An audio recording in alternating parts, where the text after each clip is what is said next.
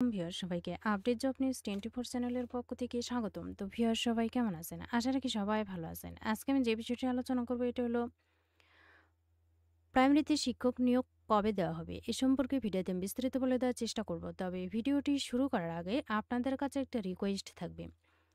আপনি যদি এই চ্যানেলে নতুন হয়ে থাকেন তাহলে প্লিজ সাবস্ক্রাইব করবেন এবং পাশে থাকা যে বেল আইকনটি রয়েছে তাতে অলে ক্লিক দিয়ে রাখবেন, যাতে আমি পরবর্তী ভিডিও আপলোড দেওয়ার সাথে সাথে সবার প্রথমে আপনার কাছে নোটিফিকেশন চলে যায়। এছাড়াও আমি আমার চ্যানেলে নতুন নতুন ভিডিও আপলোড দিয়ে রেখেছি, চাইলে দেখে নিতে পারেন।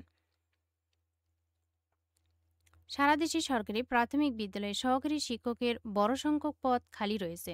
এই সংকট দূর করতে যত তাড়াতাড়ি সম্ভব বিজ্ঞপ্তি প্রকাশ করা হবে বলে জানিয়েছেন প্রাথমিক ও গণশিক্ষা উপদেষ্টা অধ্যাপক ডক্টর বিধান রঞ্জন রায় পোদ্দার। তিনি বলেছেন, বিধিমালা পাশ হয়ে গেলে এ বিজ্ঞপ্তি দেওয়া হবে। শনিবার মাগুরা জেলা মিলনায়তনে প্রাথমিক শিক্ষার মান উন্নয়নে অংশীজনদের সঙ্গে মতবিনিময় সভায় কথা জানান তিনি। বিধান রঞ্জন রায় পোদ্দার বলেন, আমরা প্রাথমিক শিক্ষকদের বেতন ও মান উন্নয়নে এটি পরামর্শ কমিটি করেছিলাম।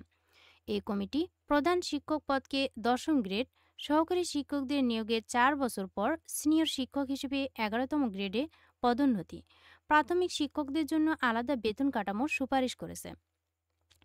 তিনি বলেন, আমরা এই সুপারিশকে যৌক্তিক মনে করছি।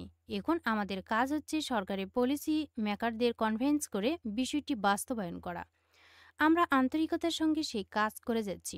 উপদেষ্টা বলেন, প্রাথমিক শিক্ষা খাতে আমরা অনেক ভালো শিক্ষক পাচ্ছি এবং তাদের সুন্দরভাবে প্রশিক্ষণ দেওয়া হচ্ছে।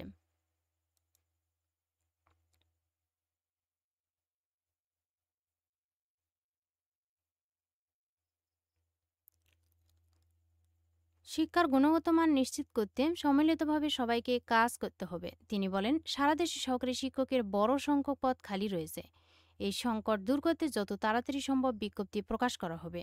বিধিমালা পাশ হয়ে গেলেই এই বিজ্ঞপ্তি দেওয়া হবে। সরকারি প্রাথমিক বিদ্যালয়ের সহকারী শিক্ষকদের বেতন স্কেল নিয়ে তাদের দেওয়া প্রস্তাবনা বাস্তবায়নের কাজ চলছে বলে জানান প্রাথমিক ও গণশিক্ষা মন্ত্রণালয়ের এই উপদেষ্টা।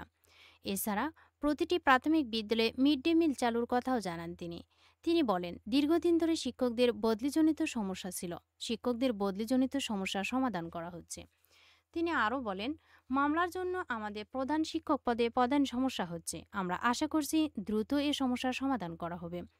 তখন প্রধান শিক্ষক পদে পদায়ন হলে অনেক পদ খালি হবে। এ সময় মাগুরা জেলা প্রশাসক ওয়াহিদুল ইসলামের সভাপতিত্বে অনুষ্ঠানে প্রাথমিক শিক্ষা অধিদপ্তরের অতিরিক্ত মহাপরিচালক মোহাম্মদ আতিকুর রহমান, খুলনা বিভাগীয় উপপরিচালক ডক্টর মোহাম্মদ শরীফুল ইসলাম, প্রাথমিক শিক্ষা অধিদপ্তরের উপপরিচালক মোহাম্মদ জয়নুল আবেদিন সহ মহিলা কলেজের অধ্যক্ষ উপস্থিত ছিলেন এবং বক্তব্য দেন। তো ভিউয়ার্স, বিধিমালা জারি হলে কিন্তু এই বিজ্ঞপ্তি প্রকাশ করা হবে, অর্থাৎ এই বিধিমালা পাশ হয়ে গেলে বিজ্ঞপ্তি দেওয়া হবে, যেহেতু এখানে অনেক পদ ফাঁকা রয়েছে। বিজ্ঞপ্তি প্রকাশ হওয়া মাত্রই জানিয়ে দেওয়ার চেষ্টা করব।